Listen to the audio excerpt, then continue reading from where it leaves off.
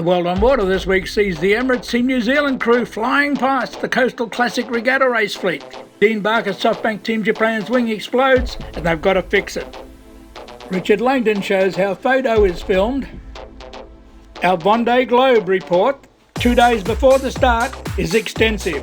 Yann Elies returns to the Vendee Globe. North Sails Trevor Jenkins and Paul Westlake talk on all things sailing, and our tribute to Chinese sailor Guo Chuan, who is missing in the Pacific.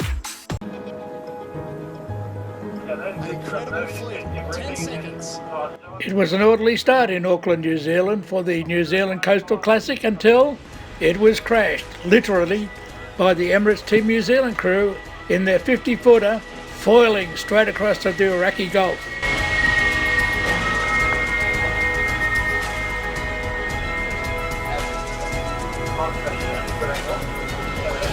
Meanwhile in Bermuda, their ex-skipper Dean Barker with SoftBank Team Japan, well, he had a bit of a problem.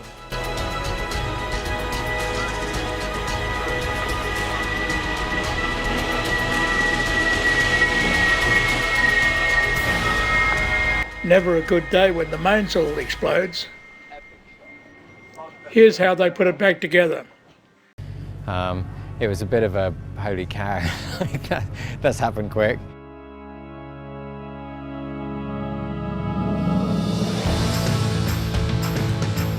Well, we were sailing a couple of days ago, and yeah, we had a bit of a failure in the wing. It was pretty dramatic in the end when it happened, to be honest. The first thing was, is everyone all right? And then immediately it's like, how can we sort it as quickly as possible? Right now, you know, we're obviously in a heavy testing phase of our program, and so straight away Dean's, biggest highlight is, okay, we have to make sure that we can get back out on the water this week. So straight away we set the goal. It's not really a setback at all. We've AC45 turbo wing in the boat now, and we'll get back to using our 50 wings as soon as we can, which shouldn't be too long.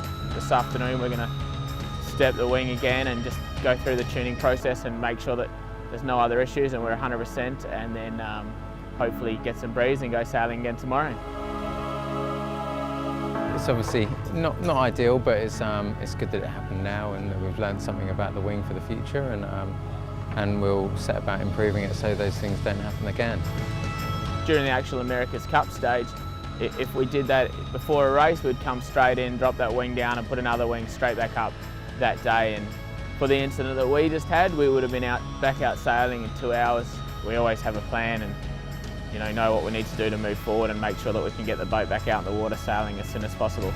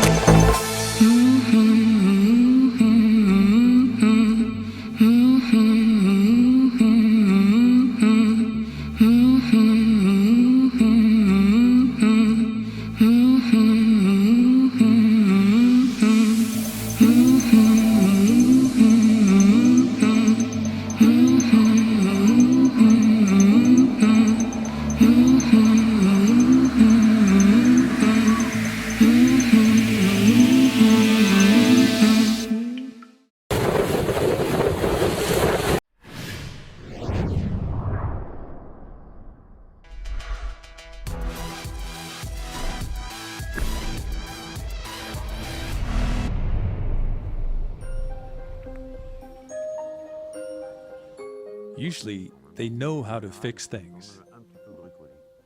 Well, he decorated his boat as a table in a restaurant. He's Swiss. That's why there are crosses all over. When is it from? 2000. 2000, Seen that way, it's a moment of intimacy, of a complicity between a father and his son. On the other hand, it's the story of a pioneer back to his origins.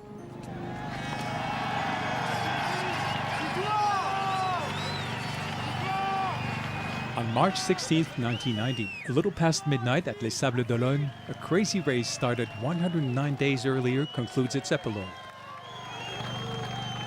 Titouan Lamazou just won the Vendee Globe Challenge, the first edition of what's called today the Vendee Globe.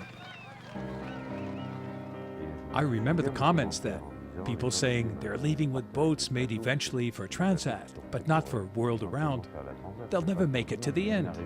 Same reflections then as one can hear today about the new foilers.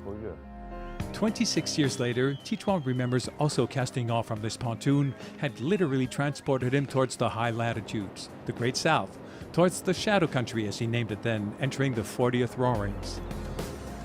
As soon as you'd enter the 40th roarings, the South Atlantic, until you came out of it passing Cape Horn, I remember living with a permanent anguish. Because of the sea, because of the icebergs and the multiple depressions you undergo all along this tour of the Antarctic. To the question, today, given the evolution of preparations and technologies, is the adventure started in 1989 still relevant? The winner of the first Vendee Globe states an immutable principle. I think there are things that haven't changed.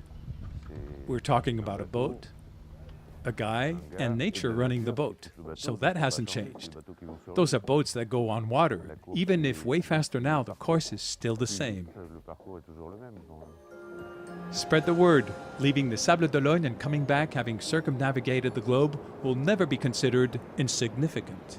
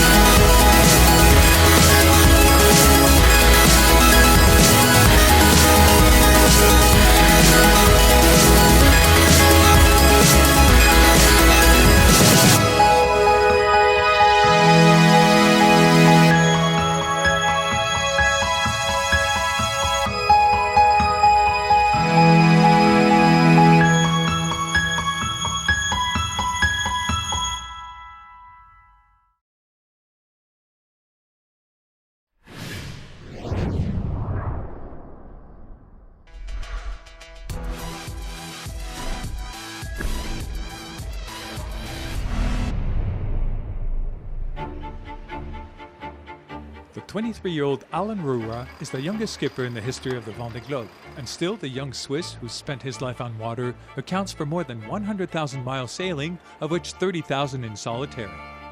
His boat was built 16 years ago by another Swiss sailor, Bernard Stamm. Alan Roura and his little team of volunteers completely redid it with one of the tiniest budget of the race. I'm so proud of having this boat. It's the boat of my dreams. I admire it. I'm like a kid with it. I find it magnificent. I speak to it. I listen to it. It's important. We're going to spend 3 months together. The two of us, it's pure love. Come in. I'll show you the inside. You can see for yourself. Welcome to the heart of the boat. So here are the living quarters. The goal was to have something light and simple. The originality is that the boat's interior is divided up in its whole length in 17 compartments. Here we'll be in what we call the engine room. It's kind of a surname to angle the keel because this boat's got a canting keel. So it's great, except it's in manual mode because the parts you see here will allow to manually, with a switch, to angle the keel.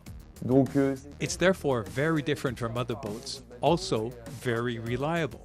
There won't be any keel jack busts or keel head at this level, and that's a good thing. Here, we're in the boat's gangway. So, as you can see, there are little waterproof traps all over. You have to know the boat's sails pass through these. It's tiny here.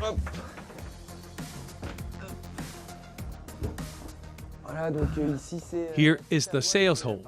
It's roughly the largest part of the boat, which isn't huge either. And what you see here is the crash box. So we have another compartment at the very bottom. Alan Roura wanted a simple and reliable boat for his first Vendee Globe. A successful bet for this persevering and impatient skipper, the youngest in the race, for whom everything didn't turn out so easily. As the youngest, finding backup money is hell. Credibility among the other skippers? Hell again. Races organization? Same thing. People are out there saying, you've got to prove yourself. I've sailed all my life, and today I know what I'm doing. So this is a real good fight.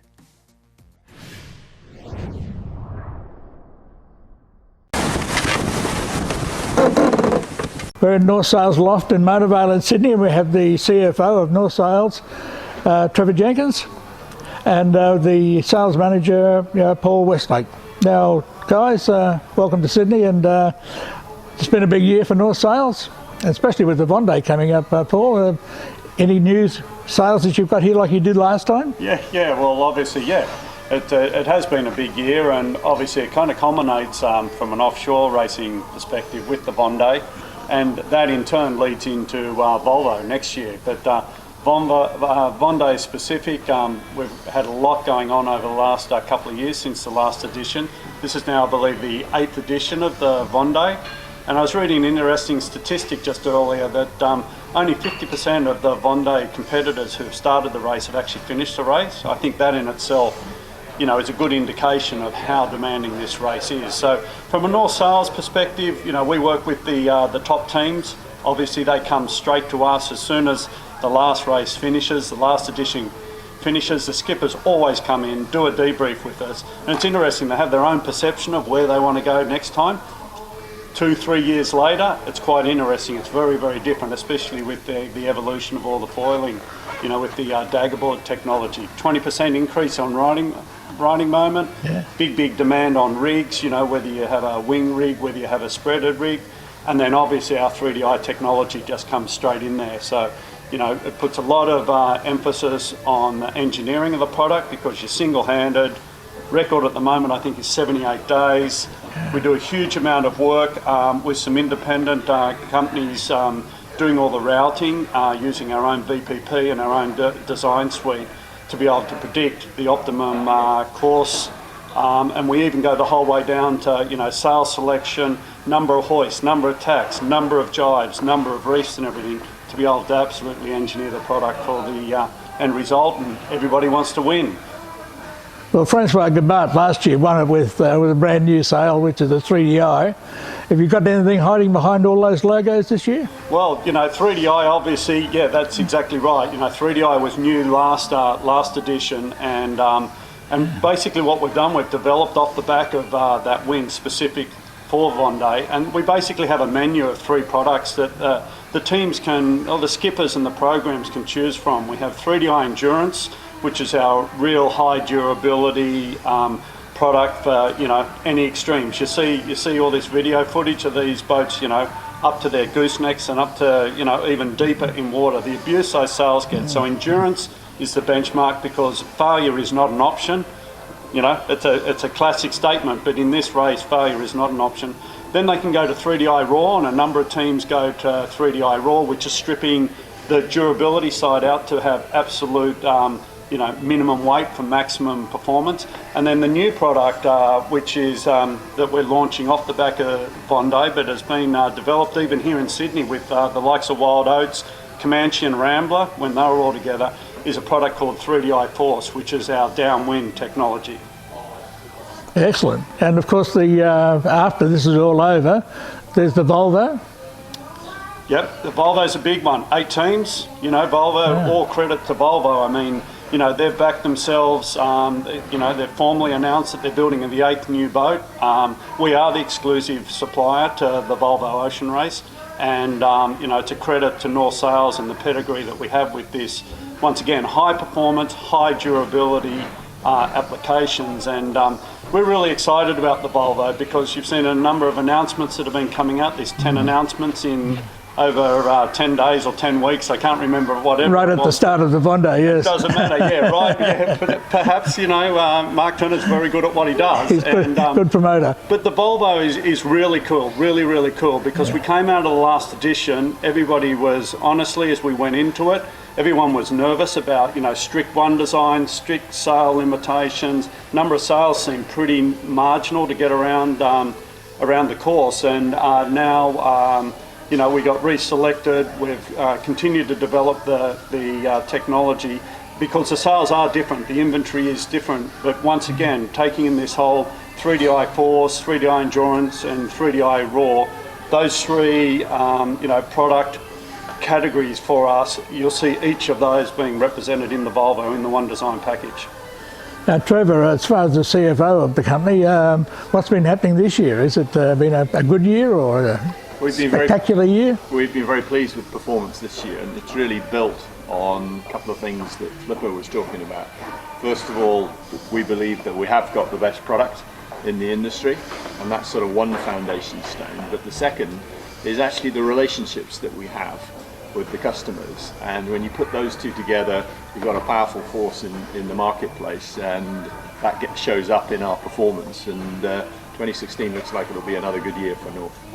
That's very good. Now, are you particularly targeting any specific area as far as the coming year is concerned? Well, as we start to think about 2017, I mean, obviously, you know, we just talked about the Volvo, and we've obviously got the America's Cup and then the regattas that are hinged around that in Bermuda. And I think that should give us a you know, a really good boost for the 2017 performance. And right now we're just focusing on making sure that we do all that we need to do to get those sales out to the customers in good time.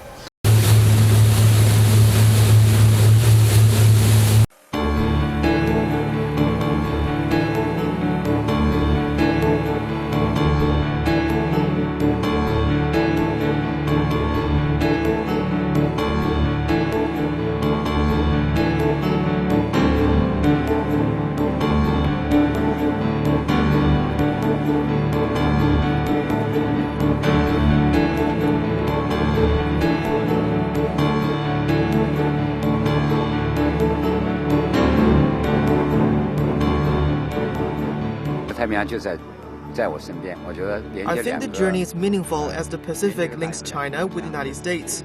The voyage will be a best way for Chinese people to showcase their images, including sailing skills and spirits. So the world record will not belong to myself, but will be a gift for our motherland.